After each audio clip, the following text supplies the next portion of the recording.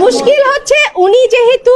খুব পরিচিত কোনো মুখ নন, উনি এনসিপি থেকে এসেছেন না জামাত থেকে এসেছেন আমি জানি না, তবে উনি প্রথম, আমি জানি না যার কথা আপনি বলছেন, একজন আমাকে ধাক্কা দিয়েছেন, পাঞ্জাবি পরা, হ্যাঁ একজন ধাক্কা দিয়েছেন, তারপরে আমার লোক তো বসে থাকবেন, আমি তো একজন মহিলা, এবং পরে যখন আমার লোকজনকে মারধর করেছে আমার লোকজন জবাব দিয়েছে, সিম্পল।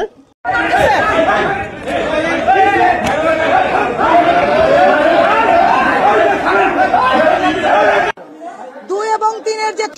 ঢাকা বিশ্ববিদ্যালয়ের গণিত বিভাগ থেকে পড়াশোনা শেষ করে আমি জাতীয় নাগরিক পার্টি এনসিপির কেন্দ্রীয় যুগ্ম মুখ্য সংগঠক